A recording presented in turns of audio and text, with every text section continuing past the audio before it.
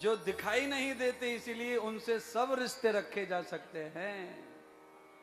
दिखाई जो दे रहा है उससे तो सामाजिक रिश्ता रखना पड़ेगा और बताना पड़ेगा। वे कौन है भाई? मामा जी हैं हमारे, मामा जी। ये कौन? ये फुआ जी आ गए, ये बड़े ताऊ हैं, ये छोटे चाचा हैं। ये सब आपको रिश्ते बताने पड़ेंगे क्योंकि ये दिख रहे हैं। आप अपने पिता को जीजा कह के देख लो, समाज थू थू ना करे तो मेरी गारंटी है जो रिश्ता दिखता है वो तुम्हें निभाना भी पड़ता है। परमात्मा के साथ में आपको जो पटे सो रिश्ता रखो, क्योंकि परमात्मा दिखता, हाँ मान्यता है कि दिख रहा है पर दिखता नहीं है बंधुओं, अदृश्य है वो। उनका अगर दृश्य हो गया, दर्शन हो गया तो फिर तो दुनिया उन्हें छोड़ेगी क्या? कोर्ट कचहरी में घसीट देंगे लोग, पुलिस वाले अलग तंग करेंगे, पंडित जी अलग तंग करेंगे, मैं अलग तंग करूंगा। और ये भगतानी को तो कहनो ही का है, ये तो लड़ मरेंगे और या फिर पूरी तरह बदनाम कर डालेंगे भगवान को। इसलिए हे परमात्मा, तुम जिस रूप में हो वही रूप अच्छा है तुम्हारा। लीला करो, थोड़े दिन आओ और थोड़ा सुधार जाओ, फिर चले जाओ। आओ सुधार जाओ। क्या लागे गोपाल मीरा तेरा क्या लागे। रिश्ते भगवान के समझ में आते थे पर मीरा का रिश्ता तब समझा जब भगवान मीरा की उस मूर्ति में प्रकट हो गए, तब रिश्ता समझा।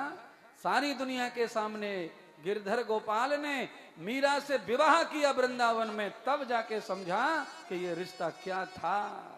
नहीं तो मीरा बदनामी को लेकर के जिंदगी काटती रही और गोविंद के गीत गाती रही। इतनी बदनामी कोई पचा नहीं सकता मीरा की बराबर। सबसे ज्यादा मीरा की बदनामी हुई। क्यों? अपने जब दुश्मन हो जाएं तो फिर बाहर वाले तो तैयार बैठे बदनाम करने को। मीरा के घर वाले ही सबसे बड़े दुश्मन बने मीरा को बदनाम करने में। क्यों? इन आंखों से भक्ति पहचानी नहीं जाती। क्यों नहीं पहचानी जाती?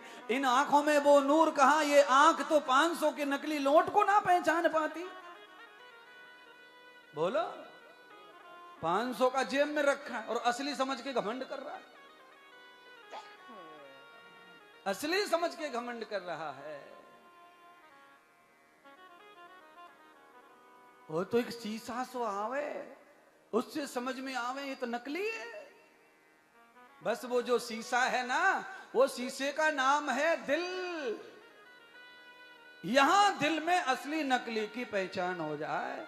ये बुद्धि इतनी बदमाश है कि ये असली को नकली और नकली को असली बताती रहती है। इसीलिए भजन होने देती, भजन नहीं होने देती। सच से ये आपको रूबरू नहीं होने देती है? इसकी सुनी चार उसकी सुनी, 15-20 उसकी सुनी, बस बुद्धि खराब।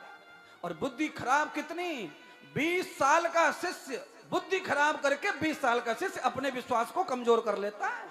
इसकी सुनी उसकी सुनी। अरे मूर्खो, इसकी उसकी सुन के तुम्हारा 20 साल का विश्वास टूट रहा है। कम से कम इस पे तो ध्यान दो कि तुम्हारा 20 साल का जा रहा है इसकी 4 बातों से। इसका कुछ नहीं बिगड़ेगा।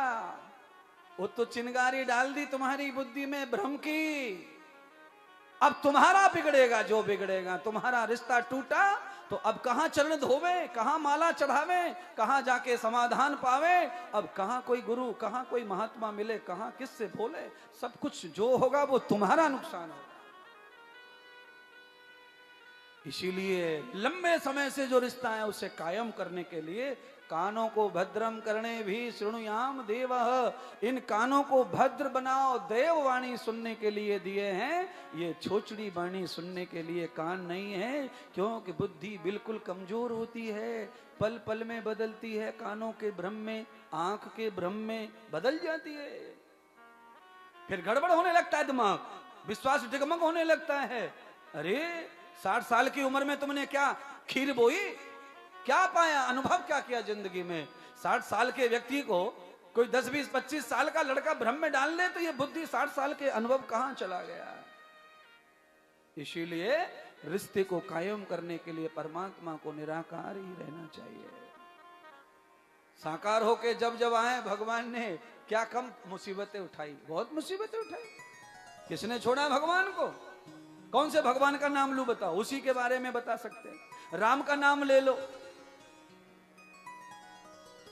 घर के ही दुश्मन हो गए।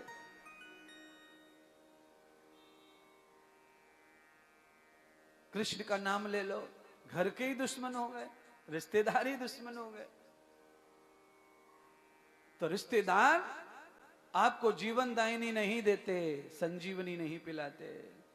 आपको दुख कैसे हो, आप परेशान कैसे हो, उन सारी चीजों में आपको भुलाते मिलाते घुमाते फिराते रहते हैं।